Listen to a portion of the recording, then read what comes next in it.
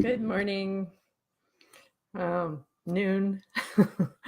Thank you for joining me. And today I want to talk about removing the veils.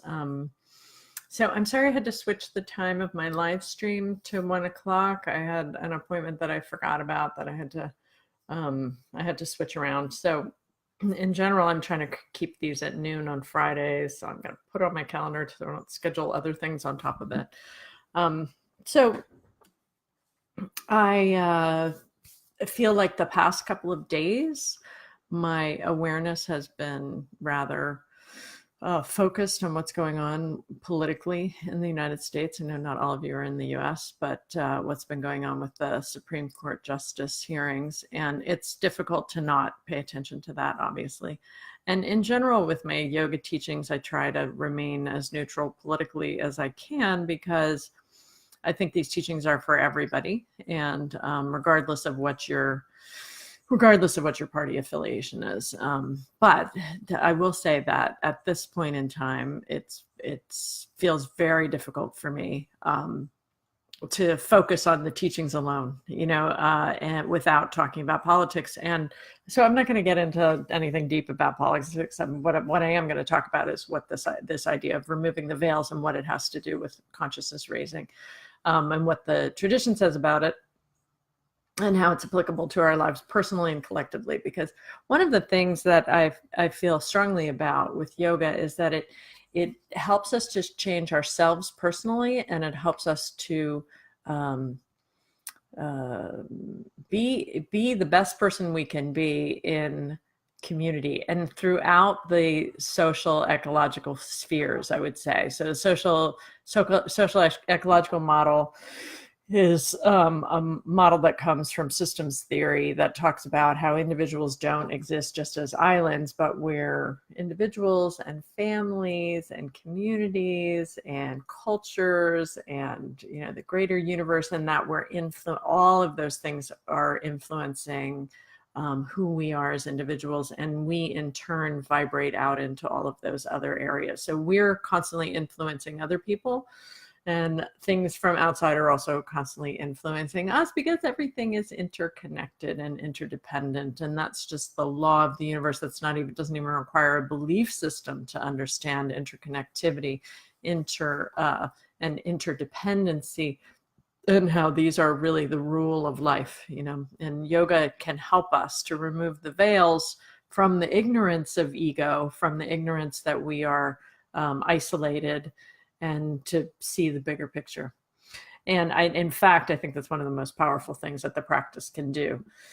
So this morning I was sitting at the breakfast table with my husband, and telling him how watching what transpired yesterday, and I spent some time watching the Judiciary Committee hearings yesterday from both sides, and I'm in no position to make any judgment about who is lying and who's telling the truth, or who has compartmentalized parts of their lives and forgotten things that may have happened or didn't happen. That's not the position. But what is fascinating to me is the veils that through this process and through the whole Me Too movement, really, personally, the veils that I've seen lifted from my awareness personally. The sexual assaults that I've faced as just a woman in this culture that every woman has faced. Once I was, just all sorts of things. Everybody in high school, people would,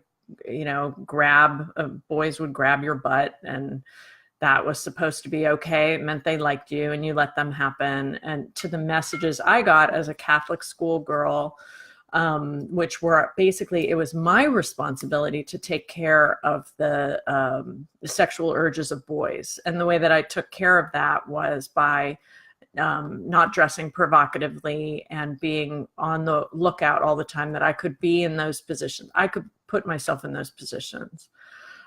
So the idea was, don't put yourself in those positions because boys can't control themselves. And I think so. Thinking back of the, and I went to Georgetown University, so I knew people from Georgetown Prep who then ended up at Georgetown University. I knew women who grew up around Georgetown who went to Georgetown University, who were probably at those parties that were talked about in the committee hearings. And I remember that time very vividly.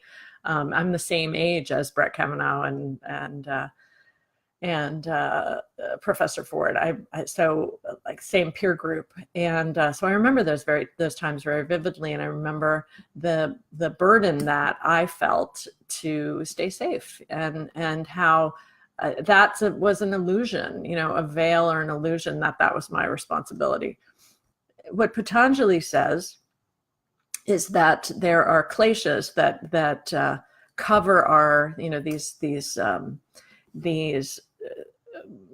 they color our minds. Essentially, there are things that block our awareness and they color our minds.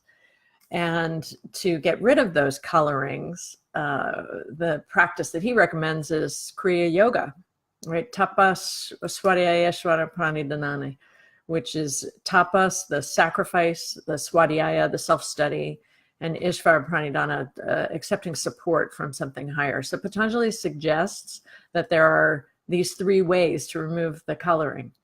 And so as I'm thinking about these, these veils of illusions being lifted, I'm talking to my husband at the breakfast table about just relaying things that I never considered to be sexual assault, like having some man that I was massaging at a bicycle race ejaculate on my massage table. I think things that I just was like, oh, well, some people are disgusting or whatever. Like things I never considered to be sexual assault, and starting to see like, whoa, this whole process has just opened my eyes to illusions that I feel like I was so, that were coloring my mind, And I think collectively that's what's happening too, that we're awakening to the fact that life doesn't have to be like this. I should not have to feel unsafe. One of the things that happened to me was when I was 25 years old, I moved to Japan. I lived there for 2 years, and I never felt so safe in my life as when I lived in Japan. Like people don't have weapons and there's not an aggressive feeling. And not saying that that's a perfect culture, but it changed. That was a veil removing experience for me. And this past couple of days has been a real veil removing experience for me. And I hope culturally that is also I think that's what's happening. You can't stop the juggernaut of consciousness.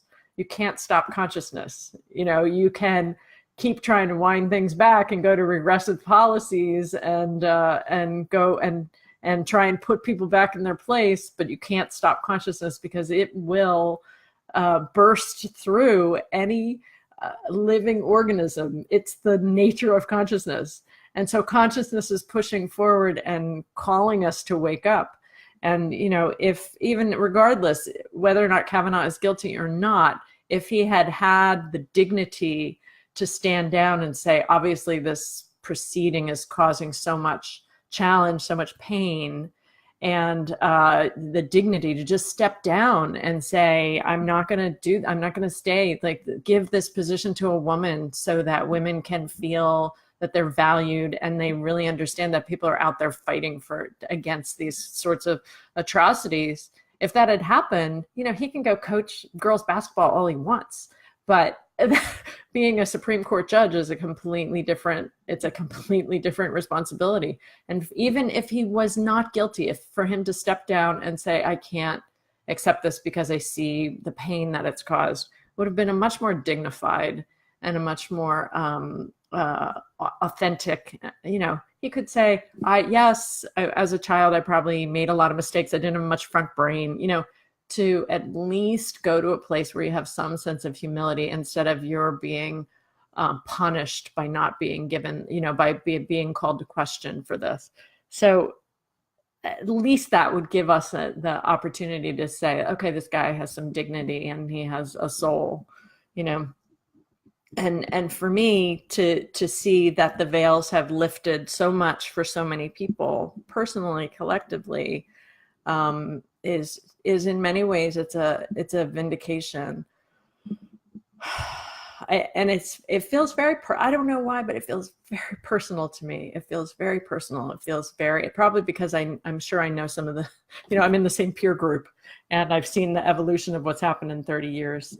And for me, a big part of my awakening as a feminist, as a woman just coming into my own power, has been these practices of yoga that have opened my eyes to so much injustice in the world, personally and collectively. And so I don't like to, I'm very uncomfortable talking about these things in public. I don't like to talk about these things in classes. I don't want to ostracize anyone or make them feel, because we have different political opinions, that they don't belong, or I never want to do that to anybody in my classes. And yet at the same time, this incident has made me think very deeply about what it means to be committed to awakening, what it means to be committed to removing the veils, personally and in terms of our culture and culturally, and the fact that these practices are designed to do just that, and help us to continue to wake up, because awakening is not a one-time deal. It's a lifelong process. So I hope this is helpful, and in some way, and if it's been offensive to you, I apologize. It's not my intention. But it was something that I felt very personally connected to, and I wanted to take a few moments to talk about it. So with that being said, I'll be back here next week, and feel free to leave comments and questions, and in the spirit of our interconnectedness, and the spirit of moving towards unity. It doesn't mean we have to agree with each other all the time, but moving in the direction of unity. I simply offer this idea that the practices, that consciousness can't be stopped, and that the practices are a way for us to co-create or co-participate into that awakening process. Namaste.